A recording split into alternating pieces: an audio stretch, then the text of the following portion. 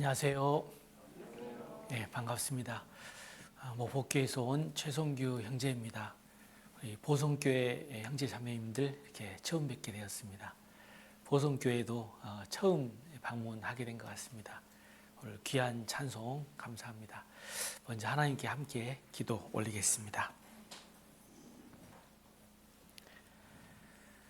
우리를 구원해 주신 하나님 아버지, 육체의 남은 때를 주님의 몸된 교회 안에서 형제 자매님들과 함께 복음과 교회를 위해서 섬기며 사랑하며 전도하며 주님의 영광을 위해서 살게 하여 주심을 감사드립니다.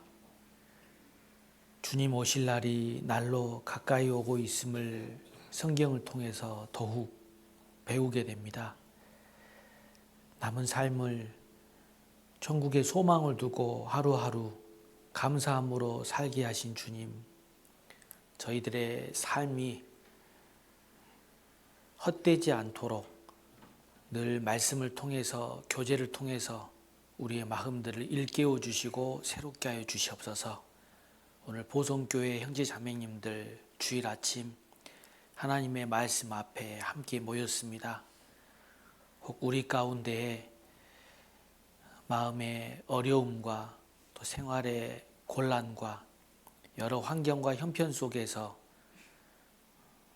근심과 걱정 가운데 있는 형제 자매님들이 있다면 말씀을 통해서 더욱 주님의 뜻을 분별할 수 있도록 도와주시고 말씀으로 위로와 소망을 삼고 더욱 하나님의 마음과 뜻을 생각하며 하나님의 말씀을 붙들고 살아가는 저희의 삶이 될 수 있도록 도와주시옵소서. 늘 저희들의 사명이 이 귀한 복음을 전하는 일임을 잊지 않게 도와주시고 오늘 말씀과 주어진 교제를 통해서 더욱 우리의 마음의 생각이 주님의 마음과 합해질 수 있도록 도와주시옵소서. 주 예수님 이름 받들어 기도 올렸습니다. 아멘. 성경 말씀 사도행전 14장 말씀을 찾겠습니다. 사도행전 14장입니다.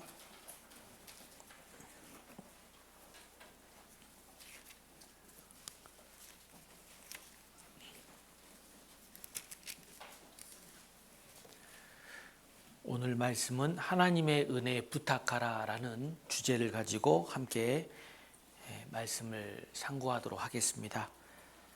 사도행전 14장 26절부터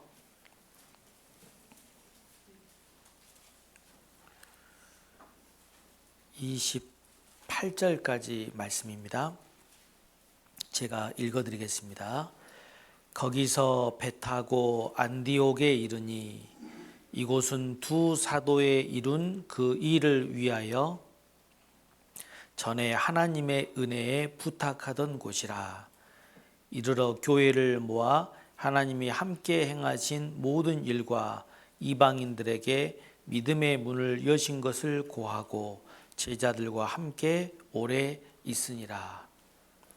사도행전 14장 26절부터 28절까지 말씀을 읽었습니다. 오늘 중심 주제와 연결된 말씀이어서 첫 말씀으로 찾았습니다. 26절을 보시겠습니다. 거기서 배 타고 안디옥에 이르니 이곳은 두 사도의 이룬 그 일을 위하여. 두 사도는 바울과 바나바를 가리킵니다. 그 일을 위하여. 여기서 말하는 그 일이란 사도행전 이제 성경을 쭉 읽어보시면 하나님께서 이방인 선교를 명령하십니다. 그래서 성령의 보내심을 받아서 이제 출발한 이방인 선교를 말하고 있습니다. 그 일을 위하여 전에 하나님의 은혜에 부탁하던 곳이라. 배를 타고 안디옥에 도착했습니다. 그리고 안디옥 교회를 이렇게 소개하고 있습니다. 이곳은 전에 하나님의 은혜에 부탁하던 곳이라. 자, 무슨 말씀이냐면요. 두 사도인 바울과 바나바가 안디옥 교회에서 신앙생활을 하고 목회를 하다가 하나님의 명을 받고 선교를 출발합니다. 그래서 1차 선교 일정을 시작하게 되는데 안디옥 교회에서 파송이 되어서 하나님의 명을 받고 이방인 선교를 출발하였습니다. 그리고 다시 이제 1차 선교 일정을 마치고 안디옥 교회, 처음 출발지였던 안디옥 교회로 돌아왔습니다. 돌아와서 27절 말씀을 보시면 교회를 모아, 여기서 말하는 교회는 안디옥 교회 형제 자매님들입니다. 교회가 무엇인가?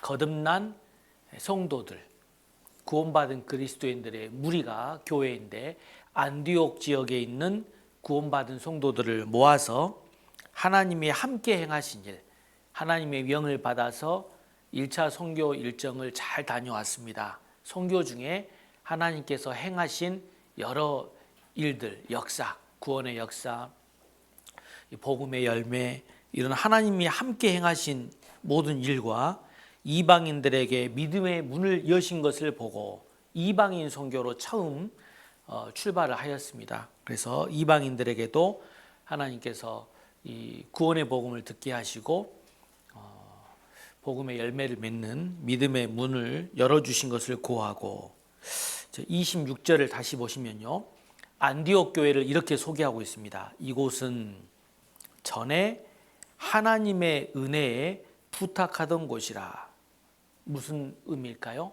바울은 안디옥 교회를 출발하면서 안디옥 교회에서 1차 선교 일정을 이제 시작하게 되면서 하나님께 기도를 했습니다. 하나님의 명을 받아서 이제 이방인 선교 일정을 시작합니다.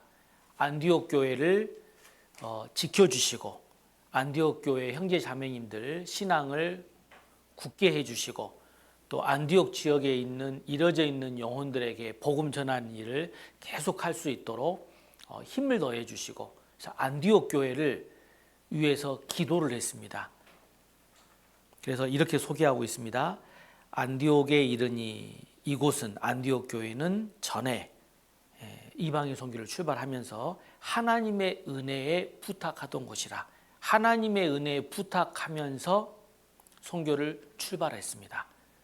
참 이 성경을 읽으면서 이 대목이 저에게는 참 감동이 되었습니다. 바울 사도가 이제 복음을 전하기 위해서 이방인 선교를 시작하면서 함께했던 형제 자매님들 안디옥 교회를 위해서 기도하는데 하나님의 은혜 부탁하였다는 것. 자, 또 관련된 말씀을 한 구절 더 보실까요? 사도행전 15장 36절입니다. 15장 36절입니다.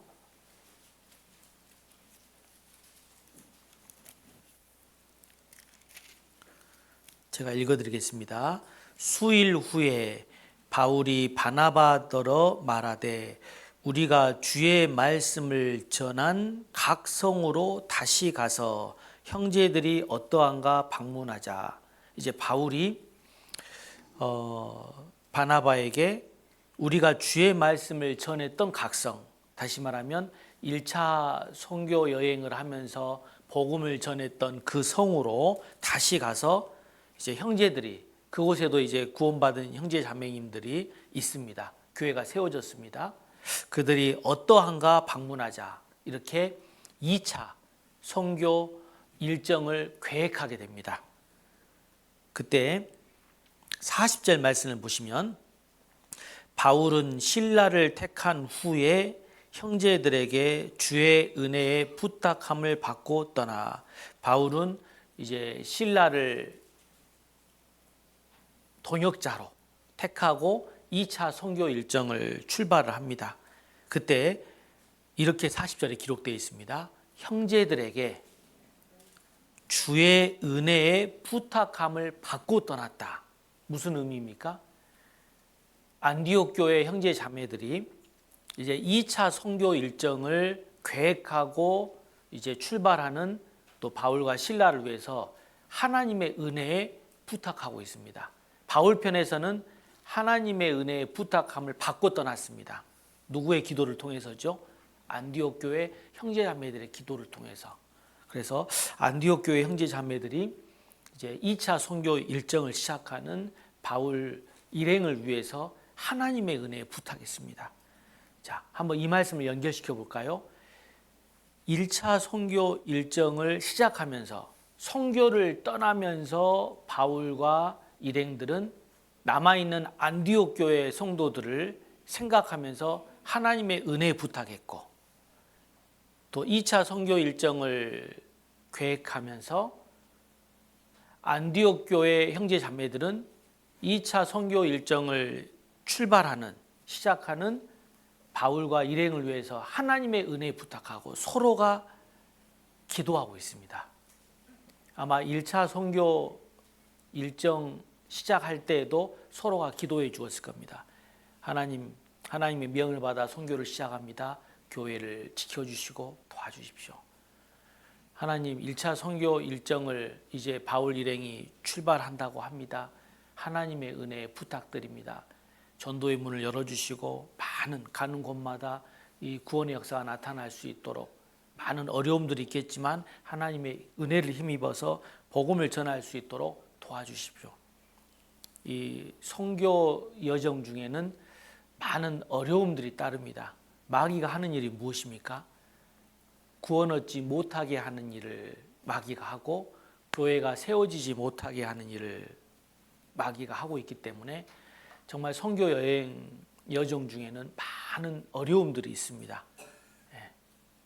그 어려움 순간순간마다 하나님의 은혜를 입어야 하기 때문에 이제 이 남아있는 안디옥 교회 형제 자매님들이 복음 전하는 과정 속에서 하나님이 함께 행하신 일들을 들으면서 정말 하나님의 은혜로 이렇게 복음이 전해졌구나. 그리고 정말 복음을 전하는 일에 있어서는 무엇보다도 하나님의 함께 하심, 하나님의 은혜가 필요하구나. 이것을 알았기 때문에 이제 2차 선교 일정을 출발하는 바울 일행을 위해서 계속해서 하나님의 은혜에 기도를 하고 있습니다. 그래서 저는 이 두 말씀을 읽으면서 이렇게 한번 생각해 보았습니다. 기도는 무엇인가? 여러 가지로 정리해 볼 수 있겠지만, 기도는 기억하십시오. 하나님의 은혜에 부탁하는 것이다. 이렇게 기도를 말씀드릴 수 있겠습니다. 기도는 하나님의 은혜에 부탁하는 겁니다. 자, 데살로니가 전서 1장을 한번 찾아보겠습니다. 데살로니가 전서 1장.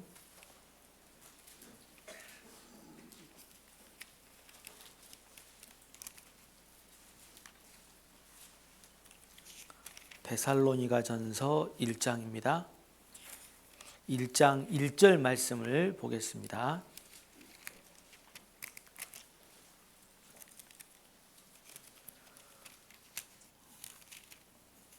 제가 읽어드리겠습니다.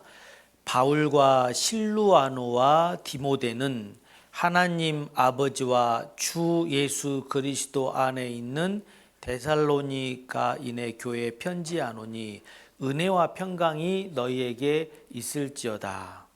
자, 2절입니다. 우리가 너희 무리를 인하여 항상 하나님께 감사하고 기도할 때에 너희를 말함은. 자, 바울은 데살로니가 성도들에게 편지를 쓰면서 데살로니가 성도들을 항상 생각하고 있다고 이렇게 이야기하고 있습니다. 2절을 다시 보시면요. 우리가 너희 무리를 인하여 항상 하나님께 감사하고 기도할 때 너희를 말함은. 바울의 기도 속에는 항상 데살로니가 형제 자매들이 있었습니다. 데살로니가 교회 성도들을 항상 생각하면서 기도하였다라고 말하고 있습니다. 5장 25절을 보실까요? 이제 끝장입니다. 데살로니가 전서 5장. 데살로니가 성경 5장 마지막 장입니다. 전서 5장 25절 말씀을 보시면요. 이 말씀은 함께 읽어보시겠습니다. 형제들아 우리를 위하여 기도하라. 자, 바울은 데살로니가 성도들에게 편지를 이제 마무리하면서 데살로니가 성도들에게 이렇게 부탁하고 있습니다. 우리를 위하여 기도하라. 자, 한번 연결시켜 볼까요? 이 두 구절을. 데살로니가 전서는 바울의 기도로 시작해서 바울의 기도 부탁으로 끝맺고 있습니다. 바울은 데살로니가 성도들에게 기도로서 서로 함께 동역하기를 요청하고 있고 부탁하고 있습니다. 데살로니가 교회 형제 자매님들, 저는 항상 기도할 때마다 여러분들을 생각하고 있습니다. 하나님께 늘 여러분들의 신앙과 전도를 위해서, 교회를 위해서 기도하고 있습니다. 그리고 데살로니가 성도들에게 쓰는 편지를 마무리하면서 우리를 위해서도 기도해 주십시오. 자, 바울은 데살로니가 성도들을 위해서 기도하고 데살로니가 교회 형제 자매님들은 누구를 위해서 기도합니까? 바울을 위해서 기도하고 우리를 위하여 기도하라. 자, 이 말씀을 통해서 받을 수 있는 교훈이 있다면 무엇이 있을까요?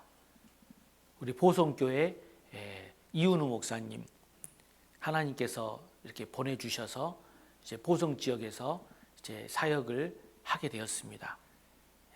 그러면 바울이 데살로니가 교회 성도들을 위해서 기도하는 것처럼 정말 담임 목사님으로 오신 우리 이윤우 목사님, 항상 우리 보성교회 형제 자매님들을 위해서 늘 마음에 기도를 하실 겁니다. 우리 앞서서 수고하시고 봉사하시는 형제 자매님들, 새로 구원받으신 형제 자매님들, 또 여러 가지 모양의 형편과 어려움 속에서 신앙생활 하시는 형제 자매님들, 또 전도하시는 형제 자매님들, 병중에 있는 형제 자매님들, 또 기쁜 소식, 감사한 소식이 있는 형제 자매님들, 새로 또 교제 가운데 연합되지 못하다가 이제 다시 신앙이 회복되고 있는 형제 자매님들, 또 교제에 떨어져 있는 형제 자매님들, 많은 분들을 생각하시면서 아마 기도할 겁니다. 그리고 보성교회 형제 자매님들도 담임 목사님을 위해서 기도하고, 그래서 목사는 성도를 위해서 기도하고, 성도님들은 목사님을 위해서, 목회자를 위해서 기도하고, 얼마나 아름답습니까? 그래서 데살로니가 전서를 볼 때 바울은 항상 기도하고 있다라고 편지를 시작하고 편지를 마무리하면서 우리를 위해서도 기도해 주십시오. 왜 이런 기도를 했을까요? 바울은 실제 형제 자매님들의 기도를 통해서 하나님의 은혜를 입은 체험이 있고 경험이 있기 때문에 바울은 정말 이 기도의 중요성, 기도를 통해서 하나님의 은혜를 입었기 때문에 부탁하고 있습니다.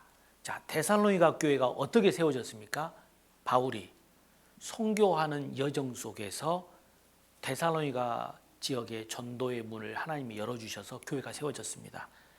그리고 데살로니가 교회 형제 자매님들이 또 바울을 위해서 또 다른 지역에서 전도하고 또 다른 도시로 가서 전도하는 바울을 위해서 계속 기도했고, 그들의 기도를 힘입어서 순간순간 어려운 일들을 만날 때마다 하나님께서 피할 길을 주시고 도와주셔서 계속해서 복음이 전해졌습니다.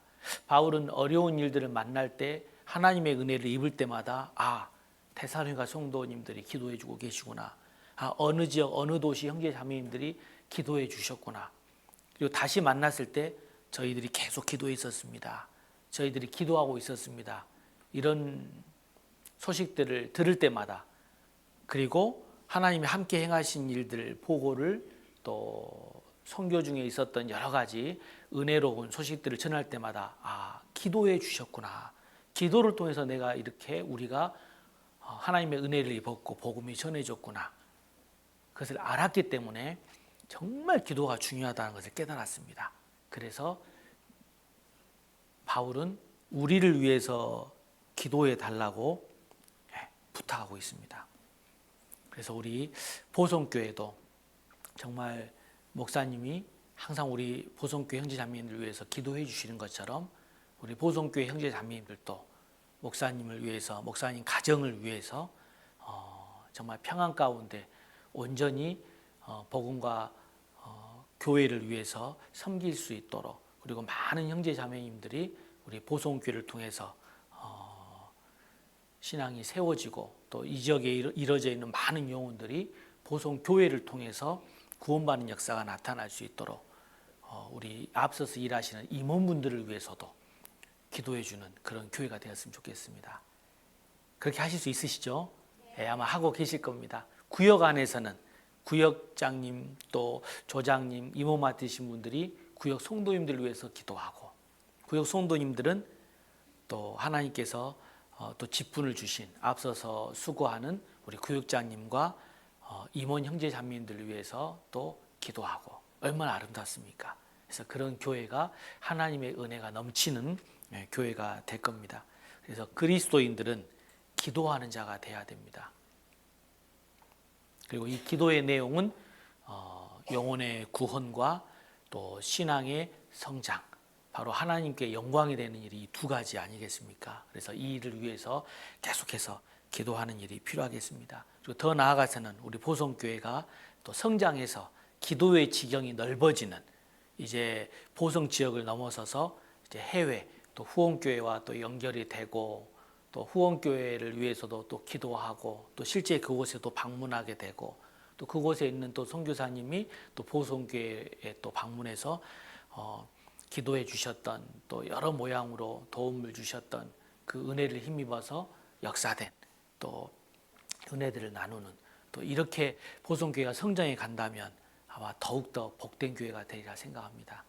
보성은 워낙 유명하지 않습니까? 우리 나라에서도 녹차밭으로도 유명하고, 또 율포해수욕장도 있고, 보성 지역 하면 전국에서도 관광지역으로 유명하지만 우리는 무명한 자 같으나 유명한 자요.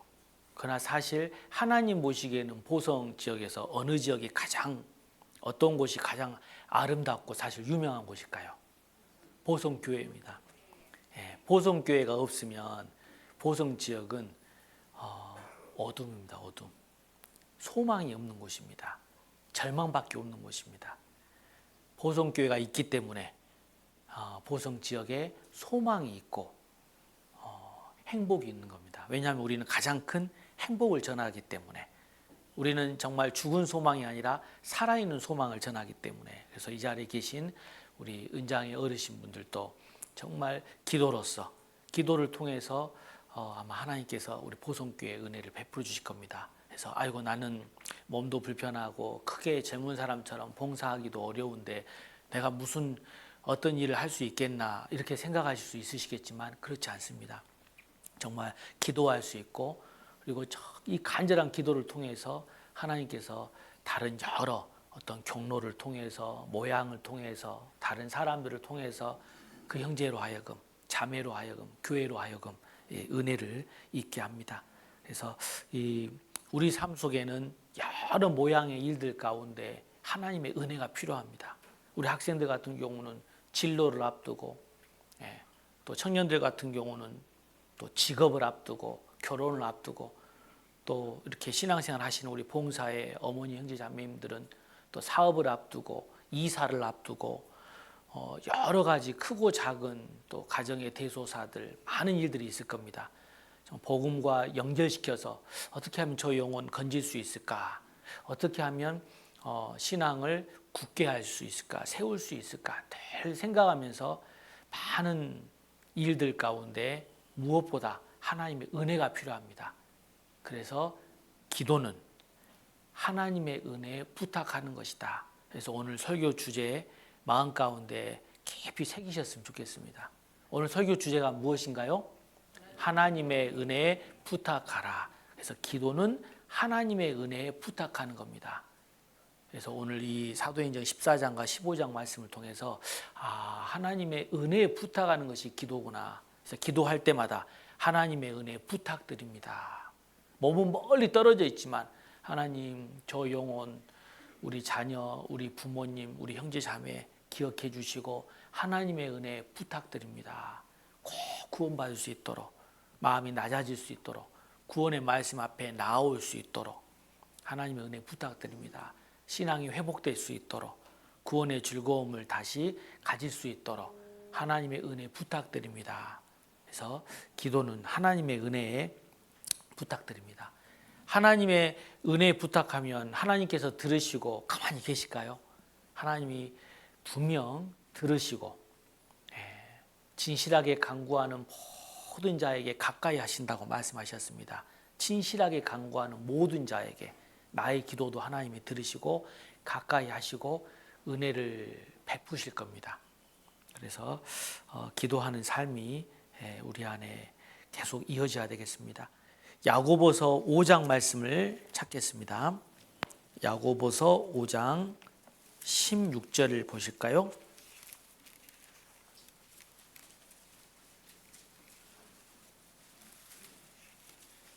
야고보서 5장 16절입니다.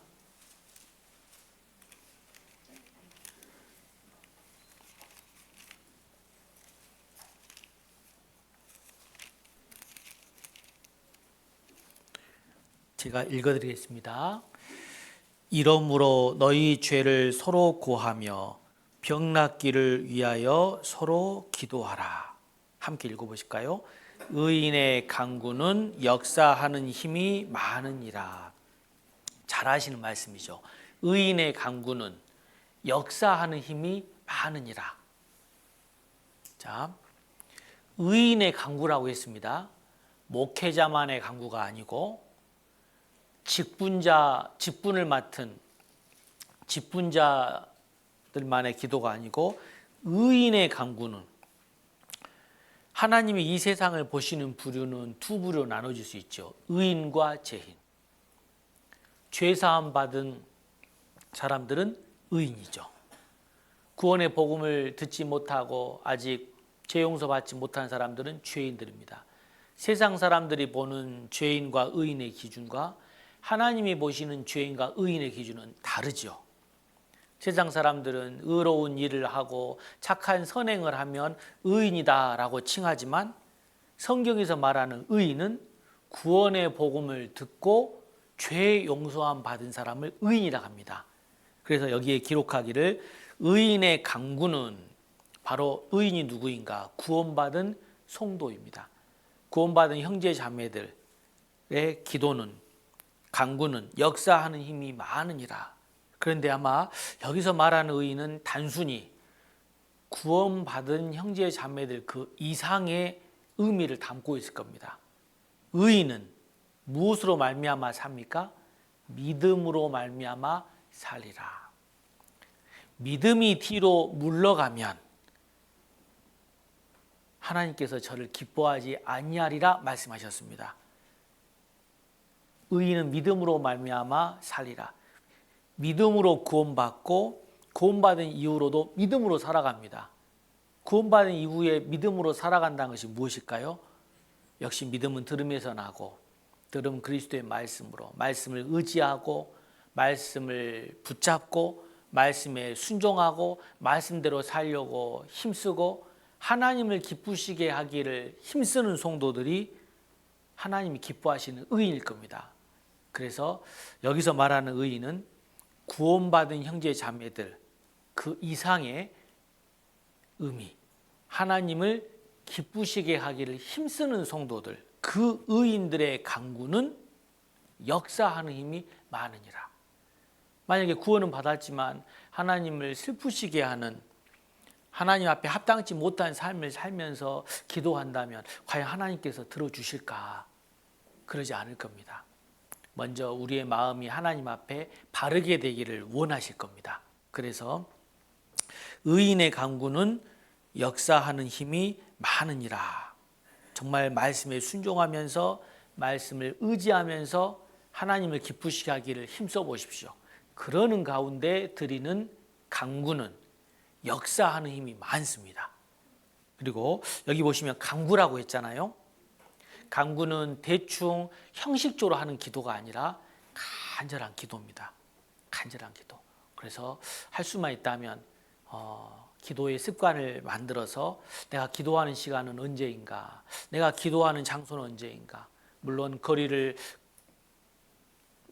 지나가면서 또 어느 곳에서나 우리가 기도할 수 있지만, 할 수만 있다면 기도에 집중할 수 있는 또 시간과 장소를 만드는 것도 필요할 겁니다. 그래서 이 기도, 우리가 더 깊어져야 되겠죠.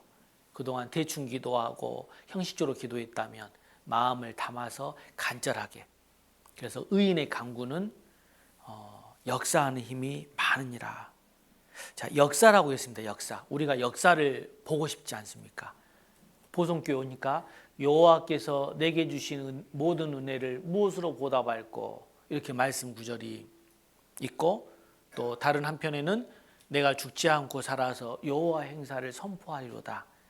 그리고 이 역사를, 열매를 우리가 볼 수 있다면 하나님께는 영광이요, 우리 모두에게는 기쁨과 감사가 될 겁니다. 그런데 이 역사가 이루어지는데 간구를 통해서 이루어진답니다.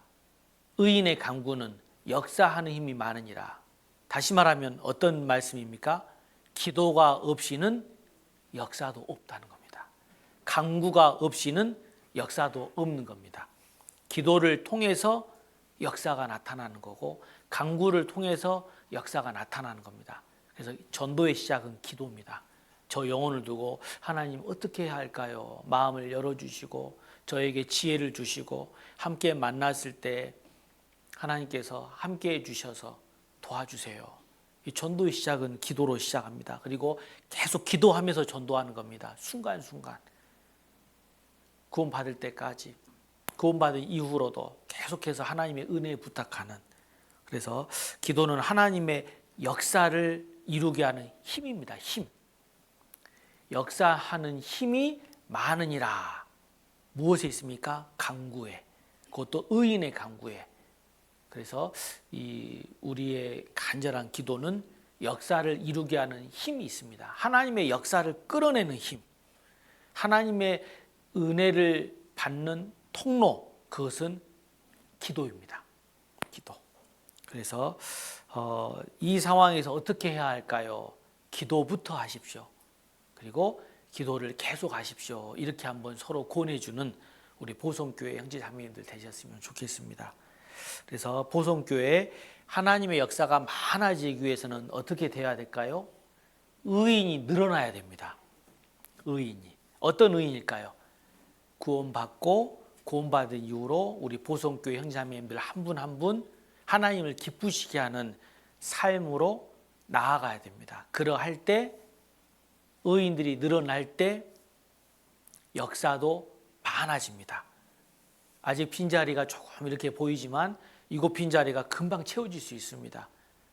분명히 하나님의 말씀, 성경을 배우고자 하는 사람들이 있을 것이고, 정말 복음을 듣기를 간절히 바라는 사람이 있을 것이고, 우리가 또한 전도하고자 하는 하나님께서 붙여주신 영혼들이 있을 것이고, 그들을 우리가 강권해서 준비한 성경 강연에 우리가 초대할 것입니다. 그때 의인의 간구에 역사하는 힘이 많습니다. 그래서 교회 가운데 의인들이 늘어나야 됩니다. 하나님을 기쁘시게 하는 삶을 힘쓰는 형제 자매님들이 늘어날 때 그 간구에 역사를 이루게 하는 힘이 있습니다. 하나님이 더 힘있게 역사하실 겁니다.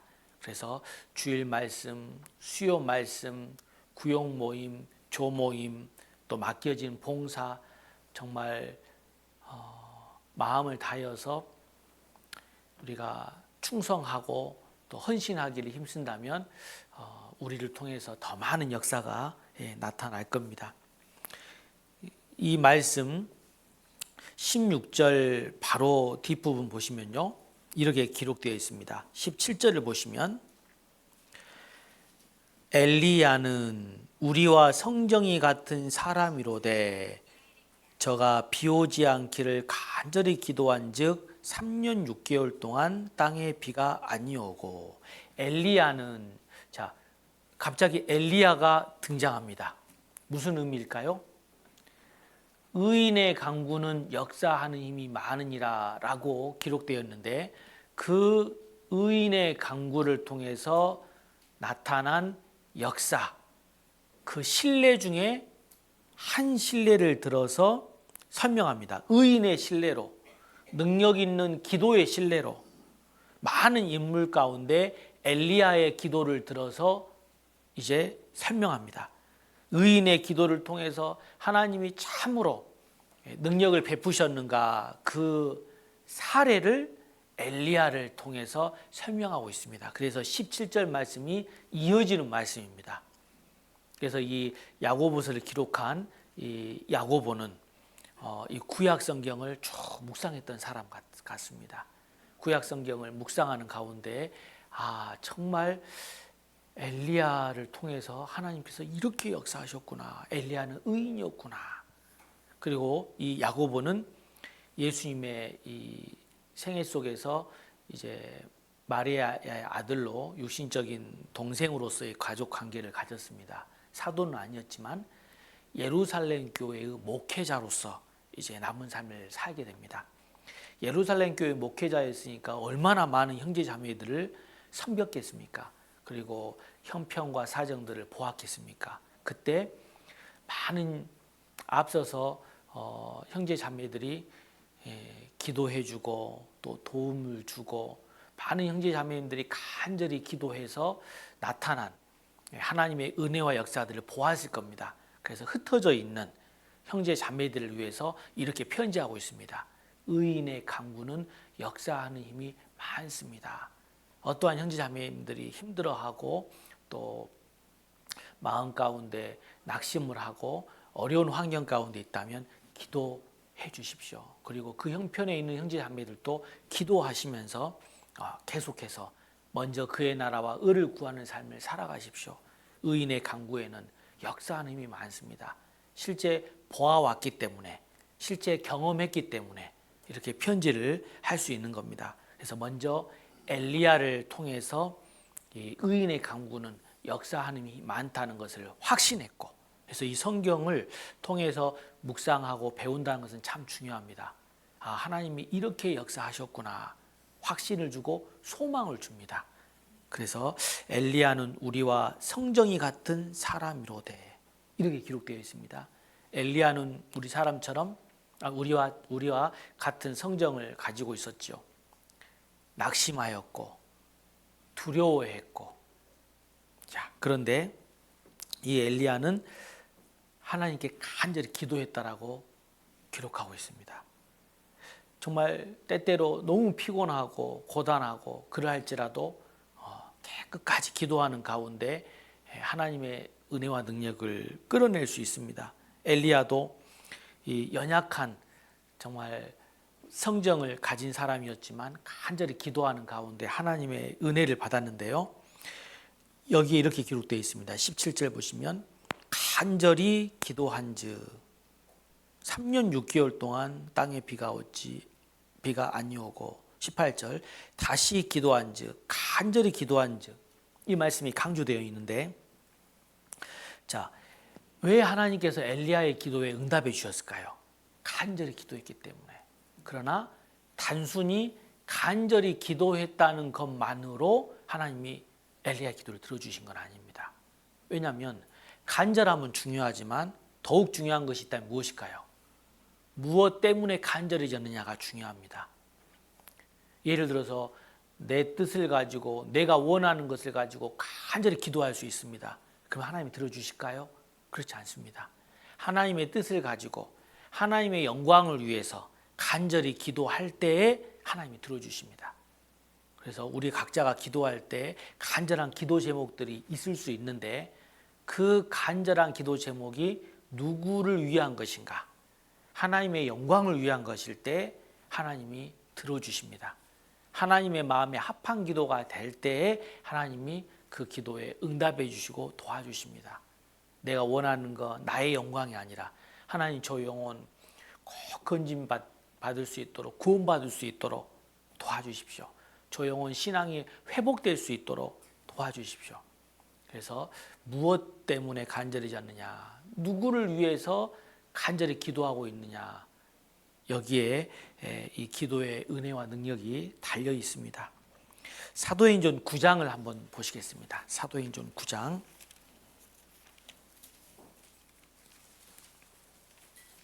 우리 보성교회 형제자매님들 말씀 듣는 모습이 너무 아름답습니다. 아주 경청해 주셔서 너무 감사합니다. 사도행전 9장 11절 말씀입니다. 사도행전 9장 11절 말씀 제가 읽어드리겠습니다. 주께서 가라사대 일어나 직가라 하는 거리로 가서 유다 집에서 다섯 사람 사울이라 하는 자를 찾으라. 함께 읽어보실까요? 저가 기도하는 중이다. 바울이 다메섹이라고 하는 지역으로 가고 있었습니다. 예수님 믿는 사람들을 결박해서 옥에 가두려고, 예수를 만나기 전입니다.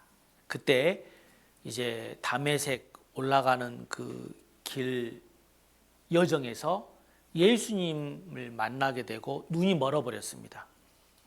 그때 이제 사람들의 인도를 받아서 다메섹으로 들어갔는데요. 하나님께서 아나니아라고 하는 사람을 명하여서 이렇게 말씀하십니다. 일어나서 지금 직가라 하는 거리로 가서 유다 집에서 다섯 사람 사울이라 하는 자를 찾으라. 이 사울이 바울의 옛 이름입니다. 사울이라는 자를 찾으라. 저가 기도하는 중이다.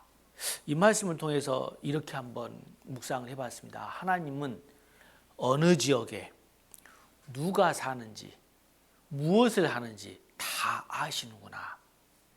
이 말씀을 보시면 직가라 하는 거리로 가서 유다 집에서 다섯 사람 사울이라 하는 자를 찾으라. 알고 계신다는 겁니다. 하나님은 어느 지역에 누가 사는지 무엇을 하는지, 보성 지역에 누가 사는지 무엇을 하는지, 보성 지역에서 누가 구원을 받았는지, 누가 하나님을 찾고 있는지 아신다는 겁니다. 그리고 이 9장 11절에서 참 감동이 되었던 말씀이 이 마지막 부분입니다. 저가 기도하는 중이다. 저는 이 말씀을 읽으면서요, 그리고 이 말씀을 읽은 뒤로 이런 생각을 갖게 되었습니다. 제가 기도할 때마다 하나님이 내가 기도하는 것 보고 계시겠구나. 저가 기도하는 중이다. 지금 바울이 기도하고 있습니다. 하나님께서 바울이 기도하는 것 이렇게 보고 계십니다. 그리고 아나니아에게 명합니다. 저가 기도하는 중이다. 사울을 찾아가라. 그래서 우리 보성교회 형제 자매님들도 기도하실 때마다 이 말씀을 한번 생각해 보십시오. 이 말씀처럼 하나님께서 지금 내가 기도하는 것 듣고 계시겠구나. 하나님께서 지금 내가 기도하는 것 보고 계시겠구나. 그리고 얼마나 힘이 됩니까? 그래서 저가 기도하는 중이다. 저가 기도하는 중이다. 기도할 때마다 우리 보성교회 형제 자매님들 이 말씀을 떠올리셨으면 좋겠습니다. 그래서 더 간절히 기도하시고 하나님의 은혜 부탁하는, 그래서 하나님 도와주세요. 하나님 기억해 주세요. 하나님의 은혜 부탁드립니다. 그리고 마음 가운데 내가 기도하는 것 하나님께서 듣고 계시겠구나. 보고 계시겠구나. 큰 힘이 될 것입니다. 마태복음 18장 말씀도 함께 찾겠습니다. 마태복음 18장입니다.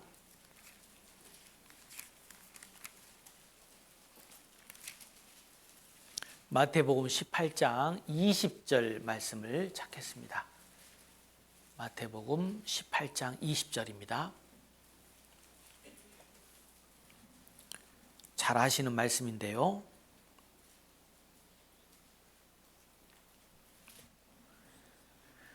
함께 읽겠습니다.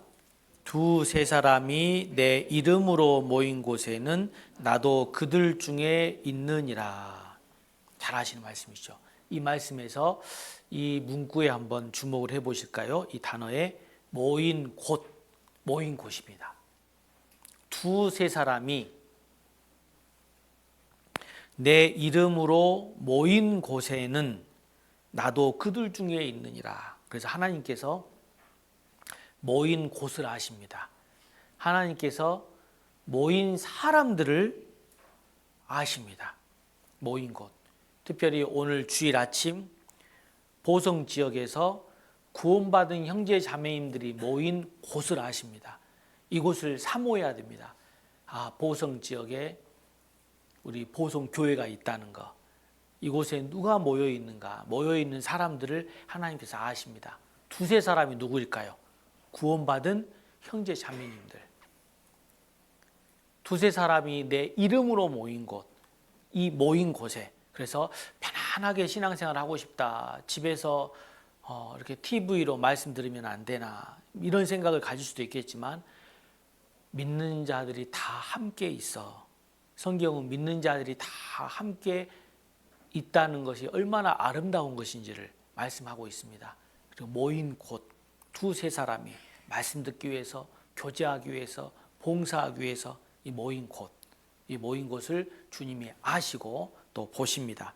그래서 이 보성 지역에 여러 교회당들이 있지만 정말 모인 곳, 모인 사람들 가운데 구원받은 형제 자매인들이 모인 곳은 어디일까? 하면 하나님은 분별하실 겁니다. 아실 겁니다. 그래서 보성 지역에서 우리 보성교회가 해야 할 일이 얼마나 큰 일인가, 얼마나 중요한 일인가 이것을 생각해야 되겠습니다. 그래서 오늘 이 자리에도 우리 어떠한 마음으로 참석하셨는지 또 어떠한 형편 속에서 참석하셨는지 하나님은 다 아십니다. 때를 따라서 필요한 말씀으로 또 교제로 위로해 주실 것이고 힘을 더해 주실 겁니다. 그런데 이 20절 말씀이 어느 말씀 뒤에 오는지를 생각해 보시고 연결시켜 본다면 이 20절 말씀이 더욱 큰 은혜가 됩니다. 19절을 보시면 이렇게 기록되어 있습니다. 진실로 다시 너희에게 이르노니 너희 중에 두 사람이 땅에서 합심하여 무엇이든지 구하면 하늘에 계신 내 아버지께서 저희를 위하여 이루게 하시리라. 자, 왜 모였습니까? 진실로 다시 너희에게 이르노니 너희 중에 두 사람이 합심하여 무엇이든지 구하면, 두 사람이 땅에서 합심하여 무엇이든지 구하면 하늘에 계신 내 아버지께서 이루게 하시리라 라는 말씀을 하시고 이어지는 20절 말씀이 두세 사람이 내 이름으로 모인 곳 그곳에 나도 함께 그들 중에 있느니라. 그러니까 이 19절과 20절 말씀을 연결시켜 보면 두세 사람이 지금 왜 모였습니까? 땅에서 합심하여 기도하기 위해서 모인 겁니다. 자, 우리가 구역 모임, 조 모임, 부서 모임, 여러 모임을 갖습니다. 왜 모입니까? 함께 기도하기 위해서, 함께 봉사하기 위해서, 함께 협력하기 위해서. 우리가 같이 함께 모였을 때 기도 부탁을 합니다. 그때 이 말씀을 기억하십시오. 나도 그들 중에 있느니라. 그래서 그 모임 안에서 기도하실 때 합심 기도가 참 중요합니다. 기도가 무엇이라고 배웠습니까? 하나님의 은혜에 부탁하는 것. 그래서 구역 모임 참석하셨을 때, 조 모임 참석하셨을 때, 각종 부서 모임 안에서 형제 자매님들 저에게 이런 일이 있습니다. 우리 가족 가운데 이런 일이 있습니다. 이번에 누구를 인도하려고 합니다. 어떠한 지금 상황에 있습니다. 하나님의 은혜에 부탁하고 있습니다. 여러분들도 함께 하나님의 은혜 부탁해 주십시오. 이렇게 기도하는 겁니다. 그리고 이렇게 기도 부탁할 때마다 이 말씀을 기억하십시오. 내가 기도 부탁하는 거 주님도 듣고 계시겠구나. 왜일까요? 두세 사람이 내 이름으로 모인 곳에 나도 그들 중에 있다라고 말씀하셨습니다. 그래서 내가 기도하는 것, 내가 기도 부탁하는 것, 저가 기도하는 중이다. 내가 기도하는 것 주님께서 보고 계시겠구나. 나도 그들 중에 있느니라. 내가 기도 부탁하는 것 주님께서 듣고 계시겠구나. 그래서 이 두 말씀을 연결시켜 본다면 하나님은 내가 기도하는 것을 보시고 우리가 모인 곳을 보시고 내가 기도하는 것 보시고 내가 기도 부탁하는 것 들으시고 그래서 이 기도는 하나님의 은혜에 부탁하는 겁니다. 그래서 오늘 말씀 통해서 정말 내가 하나님의 은혜에 계속해서 부탁해야 되겠다. 그리고 형제 자매님들에게도 하나님의 은혜에 함께 부탁해 달라고 기도 부탁해야 되겠다. 이런 마음을 가지시고 정말 어떻게 하면 하나님께서 도와주실까.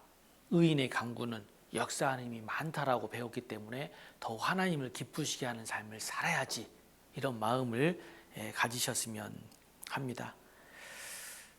그리고 실례로 성경 속에서 하나님의 은혜에 부탁하는 가운데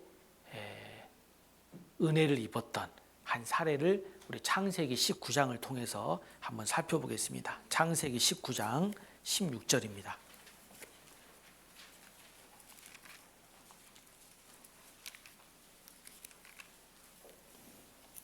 창세기 19장 16절입니다. 하나님께 은혜를 부탁하였던 누구일까요? 아브라함. 아브라함의 이 중보 기도를 통해서 교훈을 받아보겠습니다. 창세기 19장 16절 말씀을 보시면요. 16절 말씀 함께 읽겠습니다. 그러나 롯이 지체함에 그 사람들이 롯의 손과 그 아내의 손과 두 딸의 손을 잡아 인도하여 성 밖에 두니 여호와께서 그에게 인자를 더하심이었더라. 롯이 지체함에 잘 아시는 말씀입니다. 소돔과 고모라 땅에 불과 유황이 내려져서 심판을 받았는데 소돔과 고모라 땅이 멸망되기 전에 하나님께서 이제 아브라함에게 알려주셨고 그리고 롯에게도 알려주셨습니다. 자, 그런데 롯은 어떠했습니까? 지체했습니다.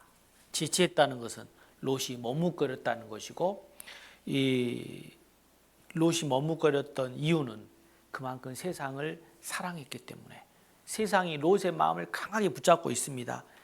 그래서 하나님의 말씀을 기억했지만 하나님의 경고를 기억했지만 세상에 대한 욕망이 더 강하게 끌렸습니다. 그런데 이 19장 16절을 보시면 이 두 말씀을 한번 대비해 보십시오.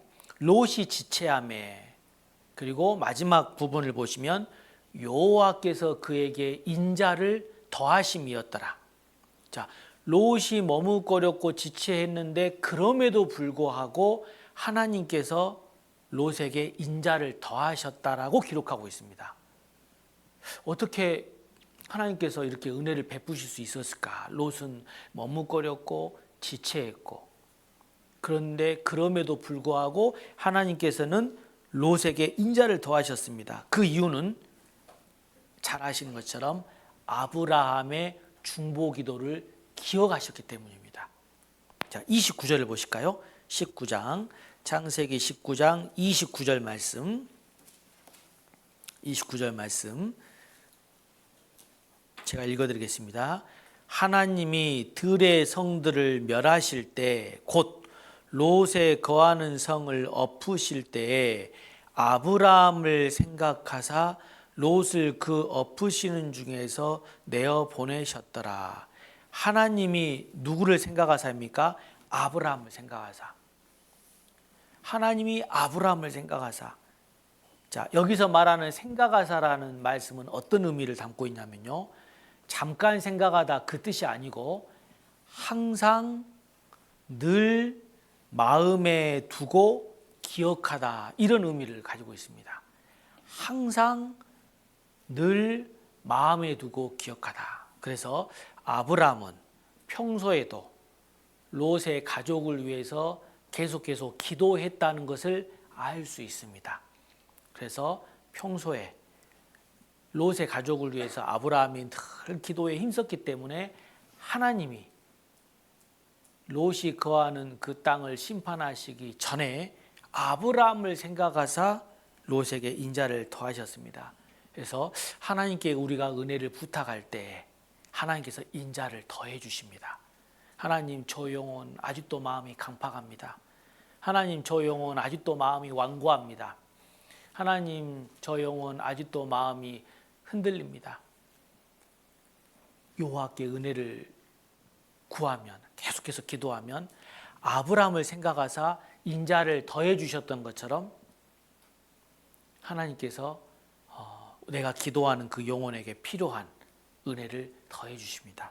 인자를 더해 주십니다. 그래서 실제 가까이 있지 않고 몸은 멀리 떨어져 있는 가족들이 있을 수 있습니다. 하나님께 은혜를 부탁할 때 자녀에게, 부모에게, 형제에게 하나님께서 인자를 더해 줄 수 있습니다. 구원받을 수 있도록, 때를 따라서 은혜를 입을 수 있도록, 신앙이 성장할 수 있도록, 신앙이 회복될 수 있도록. 그래서 여호와로 기억하시게 하는 자들아, 너희는 쉬지 말며, 계속해서 우리가 기도에 힘쓰고 전도에 힘쓰고 교제에 힘쓰고. 자, 여호와께서 인자를 더하심이었더라. 참 읽으면 읽을수록 은혜가 되는, 감동이 되는 그런 말씀입니다. 그래서 구원받지 못한 가족들 하나님의 은혜 부탁하십시오. 그리고 사랑하는 형제 자매들 위해서 하나님의 은혜 부탁하십시오. 또 성장해 가는 자녀들을 위해서 하나님 은혜 부탁하십시오. 혹 어그러진 길을 가고 있고 어그러진 생각을 가지고 있다 하더라도 하나님께서 기어이 그들의 영혼을 구원으로 인도하는, 그들의 마음을 돌이키게 하는 그런 은혜를 베푸실 겁니다. 하나님께는요, 묘수가 많습니다. 하나님은 인생을 잘 다루십니다. 그 영혼에게 어떤 고난이 필요한지, 어떤 고통이 필요한지, 어떤 고생이 필요한지. 그래서 하나님께서 때를 따라서 말씀도 보내주시고, 때를 따라서 은혜도 베풀어 주시고, 때를 따라서 공고함도 허락해 주시고, 이런 모든 것들을 병행하시면서 교육하십니다. 마음이 낮춰질 수 있도록, 구원의 말씀 앞에 나올 수 있도록, 말씀 앞에 떠는 자가 될 수 있도록, 그리고 신앙이 회복될 수 있도록, 성장할 수 있도록 하나님께서 도우십니다. 창세기 19장 17절 말씀을 보십니다. 창세기 19장 17절입니다. 그 사람들이 그들을 밖으로 이끌어낸 후에 이르되 도망하여 생명을 보존하라. 돌아보거나 들에 머무르거나 하지 말고 산으로 도망하여 멸망함을 면하라.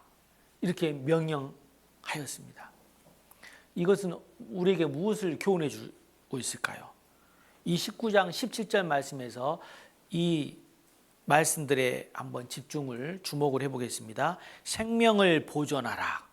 멸망함을 면하라. 자, 기억하십시오. 생명 아니면 멸망입니다. 영원한 생명 아니면 영원한 멸망입니다. 영원한 천국 아니면 영원한 지옥입니다. 그래서 생명을 보존하라. 여기서 말하는 생명은 어떤 생명일까? 7, 80년 살아가는 이런 목숨의 생명이 아닐 겁니다. 어떤 생명일까요? 영혼의 생명. 영원한 겁니다. 그래서 영생, 생명을 보존하라. 이 생명을 보존하는 길이 무엇일까요? 구원받는 길이 무엇일까요? 하나님의 은혜의 복음을 듣고 믿는 길입니다. 그런 의미에서 우리 보성교회 형제 자매님들의 사명은 참 중요합니다. 보성 지역에 있는 영혼들의 생명을 보존하게 하는 것이 우리의 사명입니다.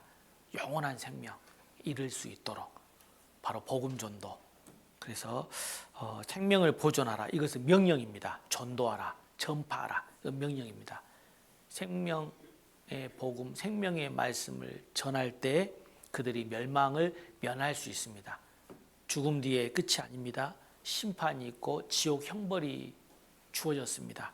그래서 멸망함을 면하라. 영원한 생명 아니면 영원한 멸망입니다. 그래서 우리의 입술에 달려 있습니다. 죽고 사는 것이 혀의 권세에 달렸나니 사람의 영혼에 죽고 사는 것도 우리 구원받은 그리스도인들의 혀에 달려 있습니다. 내가 입을 열면 그들이 복음을 들을 수 있고 강연에 초대함을 받을 수 있고, 내가 입을 닫으면 그들은 복음을 들을 수 없고 강연에 초대함을 받을 수 없습니다. 듣고 듣지 않고는 그들의 책임이고 그들의 결정이지만, 정말 복음 전할 수 있는, 복음을 들을 수 있는 기회를 주는 것은 또 우리의 일입니다. 그래서 집회가 주어질 때마다 그저 행하는, 준비하는 행사 같은 그런 일로 끝나지 아니하도록 정말 마음을 다해서 기도하는 가운데 인자함을 더해 주십시오. 그리고 입을 열어서 복음을 전하는 가운데 집회를 정말 열심으로 준비한다면 하나님께서 그들의 발걸음, 그들의 마음들을 인도해 주실 겁니다. 갈라디아서 6장 9절 말씀을 찾겠습니다. 갈라디아서 6장 9절 말씀.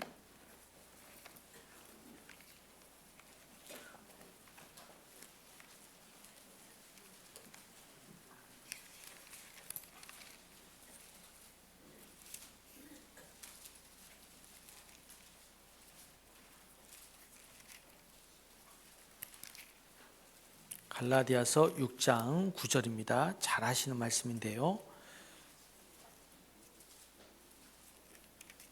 함께 읽겠습니다.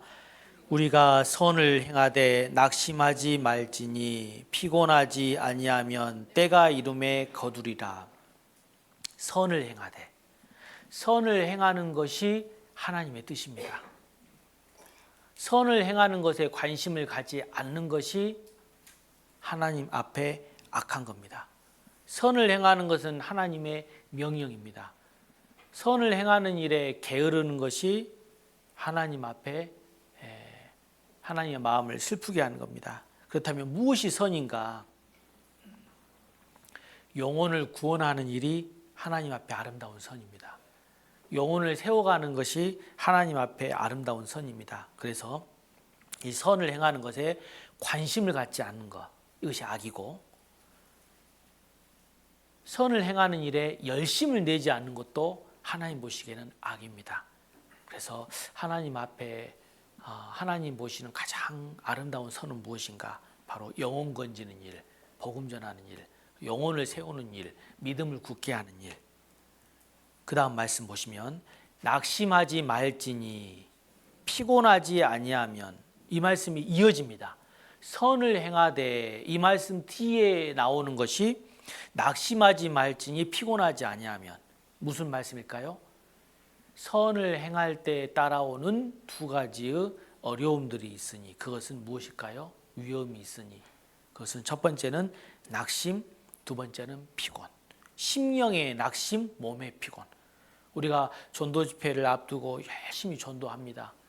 그런데 이번에는 될 줄 알았는데, 이번에는 구원받을 줄 알았는데 구원 못 받는 모습들을 보면 마음에 슬픔과 낙심이 때때로 찾아올 때가 있습니다. 그리고 한 주간 또 그 집회가 진행되기 전부터 그 영혼을 전도하기 위해서 많은 수고를 하였는데 몸은 고단하고 피곤하고, 그러나 성경은 이렇게 증가합니다. 낙심하지 말지니 피곤하지 아니하면, 그 다음 말씀이 무엇입니까? 때가 이름에 거두리라. 하나님께서 기어이 구원함에 이를 수 있도록 끝까지 은혜를 베풀어 주십니다. 그런데 우리가 중간에 포기하고 우리가 중간에 낙심해 버리면 하나님께서 우리를 통해서 복음의 소리, 복음의 통로로 삼기를 원하시는데 그들에게 복음을 들을 수 있는 기회가 주어지기가 어려울 겁니다. 그래서 때가 이름에 거두리라. 수고하는 것은 우리의 몫이고 열매를 맺게 하는 것은 하나님의 몫입니다.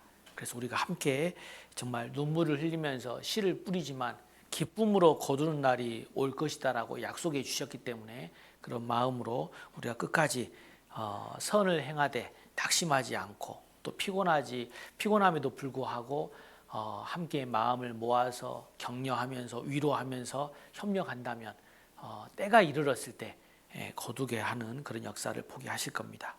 로마서 15장 4절 말씀도 찾겠습니다. 로마서 15장 4절입니다.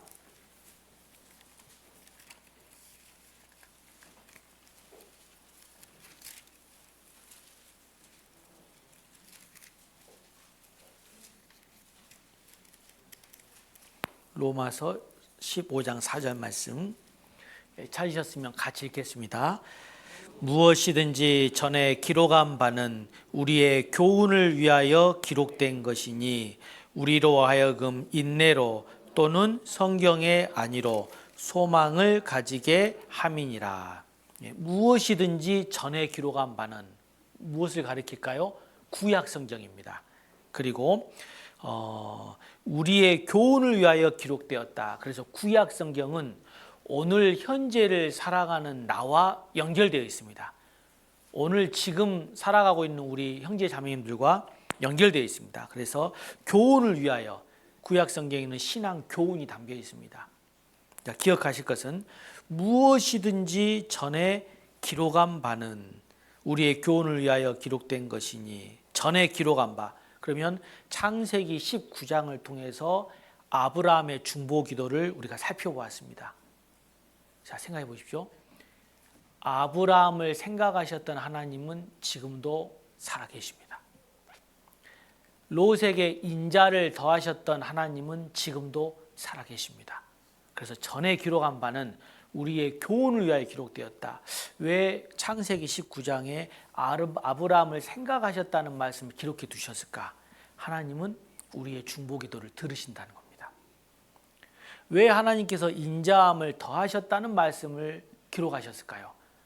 내가 기도하는 그 영혼들 마음이 지금 완고하고 강팍하다 할지라도, 머뭇거린다 할지라도, 지체한다고 할지라도 하나님께서 인자를 더하신다는 말씀을 주시면서 우리로 하여금 소망을 주시기 위함입니다. 그래서 가지게 하려 함이라. 인내와 평안과 소망. 인내, 정말 낙심하지 말고 피곤치 아니하면 때가 이름에 거둔다고 하셨기 때문에 그까지 내가 인내하면서 전도해야 되겠구나. 마음 가운데 정말 하나님께서 함께 하시고 도와주신다는 그 믿음, 평안 우리에게 주시고, 또 소망, 이렇게 해서 하나님께서 피할 길을 주시고 감당할 수 있도록 허락해 주시고 소망을 우리가 품게 됩니다.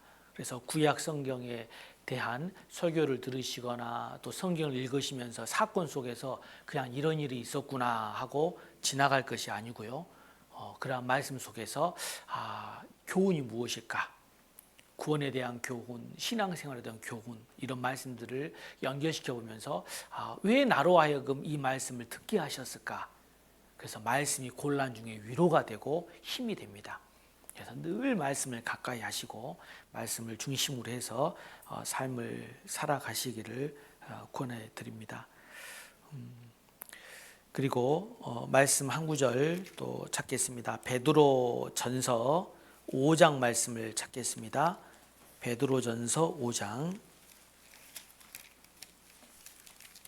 10절입니다. 베드로 전서 5장 10절 말씀.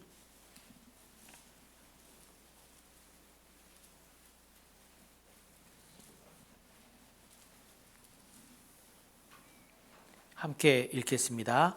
모든 은혜의 하나님 곧 그리스도 안에서 너희를 부르사 자기의 영원한 영광에 들어가게 하신 이가 잠깐 고난을 받은 너희를 친히 온전케 하시며 굳게 하시며 강하게 하시며 털을 견고케 하시리라.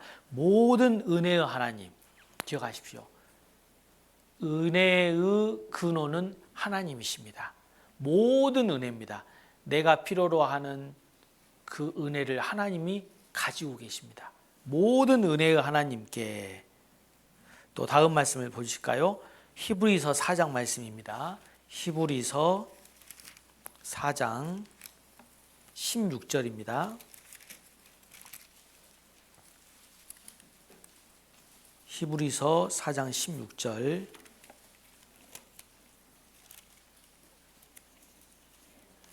찾으셨으면 히브리서 4장 16절 말씀을 같이 읽겠습니다. 그러므로 우리가 긍휼하심을 받고 때를 따라 돕는 은혜를 얻기 위하여 보좌 앞에 담대히 나아갈 것이니라. 때를 따라 돕는 은혜라고 기록되어 있습니다. 모든 은혜의 하나님께서 때를 따라 도우십니다. 때를 따라 돕는 은혜를 베풀어 주십니다. 그래서 여기 보시면 은혜의 보좌 앞에 담대히 나갈 것이니라. 구원받지 아니한 사람들에게는 심판의 보좌가 주어졌지만 구원받은 그리스도인들에게는 은혜의 보좌가 있습니다.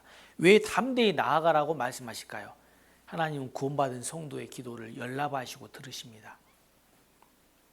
그리고 정말 기도를 통해서 역사를 이루시고 기도를 통해서 은혜를 베풀어 주시고 정말 우리가 하나님을 기쁘시게 하는 삶을 힘쓴다면 하나님께서 아브라함을 생각하사 은잠을 베풀어 주셨던 것처럼 우리에게도 이 말씀을 기록해 두시고 인내와 평안과 소망을 주셨기 때문에 담대함을 가지고 확신을 가지고 나오라고 말씀하십니다. 담대히 나갈 것이니라.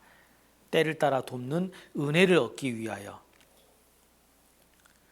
자, 야고보서 말씀 또 찾겠습니다. 야고보서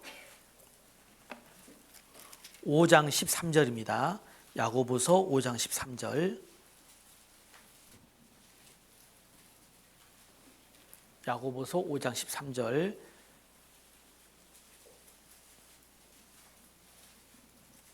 제가 읽겠습니다. 너희 중에 고난 당하는 자가 있느냐? 저는 기도할 것이요. 즐거워하는 자가 있느냐? 저는 찬송할지니라. 자, 구원받은 형제 자매들은, 그리스도인들은 어떤 상황에서도 하나님을 기억해야 됩니다. 자, 고난 당하는 자가 있느냐? 고난의 순간에도 하나님을 기억해야 되고, 즐거워하는 자가 있느냐? 즐거운 순간에도 하나님을 기억해야 됩니다. 고난 당하는 자가 있느냐? 고난을 허락하신 하나님을 기억하면서, 즐거워하는 자가 있느냐? 즐거움을 주신, 기쁨을 주신 하나님을 기억하면서, 고난 당하는 자가 있느냐? 기도할 것이요. 기도할 것을 말씀하고 있고, 즐거워하는 자가 있느냐? 찬송할지니라. 찬송할 것을 말씀하고 있습니다. 그래서 성경은 언제 기도해야 하고 언제 찬송해야 할 것인지를 우리에게 교훈해 줍니다. 언제 기도하라고 말씀하십니까? 항상 기도하되. 그리고 여기에서는 고난당하는 자, 고난당할 때, 복음으로 인해서 보성지역 안에서도 복음을 전하는 가운데, 교회에 참석하는 가운데, 신앙생활하는 가운데 이런저런 여러 모양으로 우리가 손해를 볼 수도 있고, 이런저런 말들을 들을 수도 있고, 어려움을 겪을 수도 있고, 고난당하는 자가 있느냐? 때때로 우리의 어리석음으로 인해서 어떤 어려운 공경에 빠질 때도 있고, 여러 모양의 고난과 고통들이 있습니다. 그때 하나님께서 우리의 마음을 바르게 하시고 죄를 그치게 하시고 우리를 교육하시면서 또 고난 가운데 또 유익을 얻게 하십니다. 신앙생활을 바르게 할 수 있도록 인도해 주시기도 하고, 고난을 통해서 또 더욱더 우리의 믿음을 굳게 하시기도 하고, 또 하나님의 더 큰 은혜와 사랑을 경험하게 하시기도 합니다. 그래서 기도해야 될 이유가 있고 찬송해야 될 이유가 있습니다. 고난 당할 때 기도하고 또 즐거움이 있을 때 찬송할 것을 말씀하고 있습니다. 그래서 우리의 입술은 늘 기도 소리와 찬송 소리로 넘쳐야 될 것입니다. 그래서 틈이 나면 무엇 할까? 그러면 성경을 묵상하시는 가운데 성경 읽은 것을 가지고 기도하시고, 오늘 하나님 성경을 읽는 가운데 이 말씀이 생각이 납니다. 이 말씀으로 교훈을 받았습니다. 그래서 성경을 읽고 설교를 들었다면 듣는 가운데 읽었던 것 가운데 은혜 받은 것, 감동받은 것 가지고 기도하시고, 이 말씀 가지고 하나님 의지합니다. 기도합니다. 그리고 찬송 소리, 찬송, 시간이 날 때마다 또 찬양을 하고 찬송가를 쭉 이렇게 보시면서 때를 따라서 내가 좋아하는 찬송 이렇게 접기도 하시고 붙이기도 하셔서 듣기도 하시고 부르기도 하시고, 그래서 삶 속에서 일할 때나 또 어떠한 상황에 또 사정에 있을 때 또 거기에 맞는 찬양들을 듣거나 부르신다면 큰 힘이 될 것입니다. 자, 한 구절 말씀 더 보시겠습니다. 야고보서 4장 6절 말씀입니다. 야고보서 4장 6절 말씀 제가 읽어드리겠습니다. 그러나 더욱 큰 은혜를 주시나니 그러므로 일렀으되 하나님이 교만한 자를 물리치시고 겸손한 자에게 은혜를 주신다 하였느니라. 하나님께서 누구에게 은혜를 주신다라고 말씀하셨습니까? 겸손한 자에게. 누가 겸손한 자인가? 7절에 보시면 그런즉 너희는 하나님께 순복할지어다. 마귀를 대적하라. 그리하면 너희를 피하리라. 하나님께 순복하는 자가 겸손한 자입니다. 그 겸손한 자에게 은혜를 주십니다. 겸손하지 못하면 하나님께 순복하지 않을 겁니다. 겸손한 자는 하나님께 순복합니다. 하나님의 말씀 앞에 순종하고 하나님의 말씀대로 살고자 힘쓰고, 그래서 이 겸손한 자는 바로 하나님께 순복하는 자. 하나님은 말씀을 통해서 자기의 뜻을 우리에게 보여주셨기 때문에 말씀에 순종하는 자가 겸손한 자입니다. 그리고 여기 말씀을 보시면 6절에서 은혜를 주신다 하였는데 6절 시작 부분을 보십시오. 더욱 큰 은혜를 주시나니. 이 말씀을 강조하고 싶습니다. 더욱 큰 은혜를 주시나니. 은혜가 있습니까? 큰 은혜가 있습니다. 큰 은혜가 있습니까? 더욱 큰 은혜가 있습니다. 하나님께서 말씀에 순종하는 자에게 은혜를 주시고 큰 은혜를 주시고 더욱 큰 은혜를 주시고, 우리가 받은 가장 큰 은혜는 구원의 은혜. 구원받은 이후로도 하나님께서 은혜를 주시는데 은혜가 있고 큰 은혜가 있고 더욱 큰 은혜가 있습니다. 하나님께서 누군가에게는 은혜 정도가 아니라 큰 은혜를 베푸시고 또 누군가에는 큰 은혜 정도가 아니라 더욱 큰 은혜를 주시고, 그래서 우리 보성교회 형제 자매님들 정말 겸손한 자로서 바로 말씀에 순종하는 자로서 하나님께서 겸손한 자에게 은혜를 주신다 하였느니라. 이 말씀을 친히 경험하고 체험하셨으면 좋겠습니다. 그래서 정말 저 형제, 저 자매, 저 가정 하나님 앞에 은혜 받았구나. 큰 은혜 받았구나. 더욱 큰 은혜 받았구나. 나도 저렇게 살아야지. 우리 가족들도 모두가 구원받고 함께 교회에 나와서 봉사하고 교제하고 찬양하고 정말 그런 복된 가정으로 더욱 큰 은혜를 하나님 앞에 사모하는, 그래서 정말 더욱 큰 은혜를 사모할수록 입을 넓게 열라고 말씀하셨습니다. 입을 여는 사람이 있고 넓게 여는 사람이 있습니다. 수고하는 사람이 있고 많이 수고하는 사람이 있습니다. 그래서 정말 은혜를 주신다 하였느니라. 이 말씀 기억하시면서 하나님 앞에 더욱 큰 은혜를 사모하시기 바랍니다. 오늘 말씀 주제가 무엇이었습니까?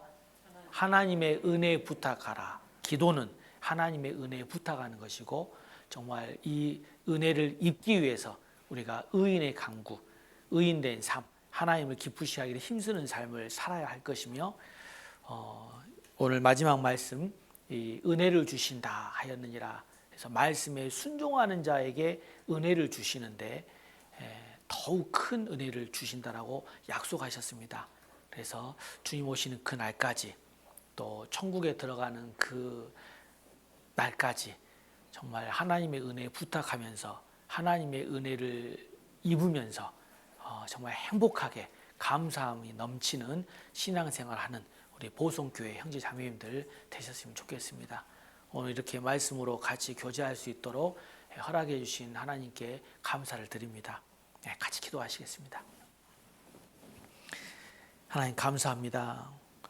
오늘 말씀을 통해서 하나님의 은혜에 부탁하라는 주제를 가지고 함께 교훈을 받았습니다.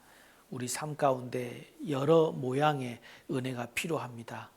구원의 은혜, 그리고 생활 속에서의 은혜, 신앙 생활 속에서 신앙의 성장을 위한 은혜, 또 신앙이 회복되기 위한 은혜, 우리에게 우리 가족들 안에서 우리 사랑하는 또 형제 자매님들 이 교제 안에서 여러 모양의 은혜가 필요함을 보게 됩니다. 하나님의 은혜에 부탁하는 삶을 살아가는 가운데 무엇보다 하나님을 기쁘시게 하는 삶 속에서 하나님께서 주시는 더욱 큰 은혜들을 경험해 갈 수 있도록 더욱 하나님 앞에 감사함이 넘치는 삶이 될 수 있도록 인도해 주시옵소서. 우리 보성교회 하나님께서 세우셨습니다. 보성 지역에 있는 많은 이뤄져 있는 영혼들, 보성교회를 통해서 구원의 복음을 듣고 하나님을 찬송하는, 하나님께 영광 돌리는 삶을 살아가는 그 일에 귀히 쓰임받을 수 있도록 도와주시옵소서. 보성교회 형제자매님들 더욱 믿음을 굳게 해주시고 일심으로 합심 합력하여 복음 전도에 힘쓰는 교회가 될 수 있도록 늘 평안과 또 하나님께서 주시는 충만함으로 은혜로서 채워주시옵소서.